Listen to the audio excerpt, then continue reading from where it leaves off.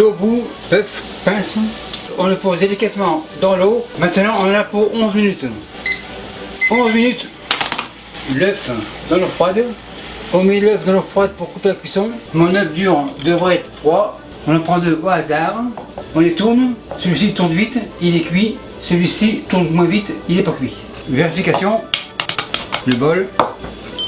On écale. En fait, c'est le terme technique. On écale, on n'épluche pas. On vérifie. Super nickel. Contrôle de la qualité.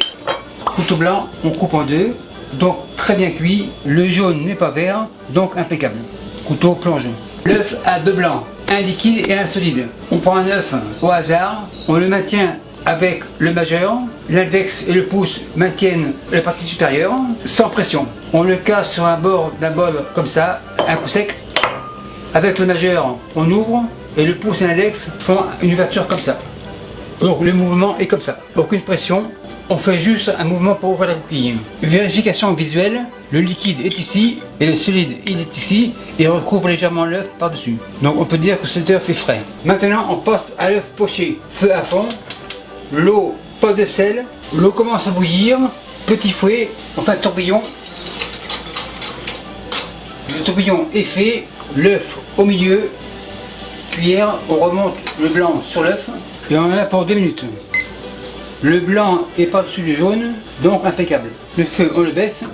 Après 2 minutes, cuillère, l'œuf, le voilà.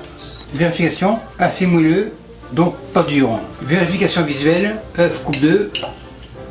Super nickel. Donc bien sûr, on peut le parer, comme retirer le blanc ici, là, pour faire plus joli, mais c'est comestible. Œuf poché, on réserve. Maintenant, on passe à la cuisson à la poêle. La poêle, comme ça. Feu à fond. L'œuf commence à coaguler entre 50 et 60 degrés Celsius.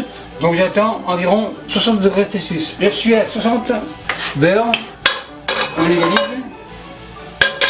Le feu, on le baisse. L'œuf, comme ça. Et on laisse cuire tranquillement. Pour solidifier le blanc dessus le jaune, une goutte de beurre. On l'égalise si on le veut, mais c'est pas nécessaire. Et on attend que le blanc autour du jaune soit cuit. Il est cuit, maintenant la technique de lui servir spatule. On va à moitié, la moitié sur l'assiette et la spatule on la retire. Celui-ci est un œuf miroir. On passe à l'œuf tourné. Un peu de beurre, on égalise. Le feu on le baisse, un œuf. On égalise pour l'esthétique. Donc il est clair que mon blanc solide est là et le liquide est autour. Le blanc solide commence à prendre.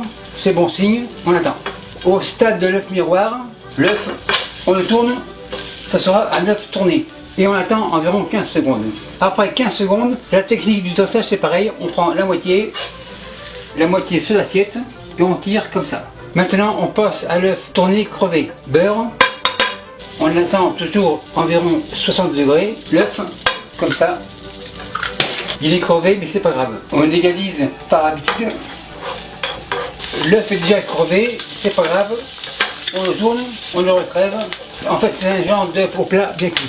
On le retourne, super nickel, feu éteint. Pour celui-ci, c'est différent. On peut le prendre au complet, l'œuf comme ça, impeccable.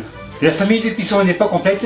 Le dur ici, le poché à côté, et voilà. Et pour le sel et le poivre, ça ne se passe pas en cuisine, mais devant les clients. Car le sel pourrait faire des petits points blancs sur le jaune, ce qui ferait comme un jaune d'œuf malade.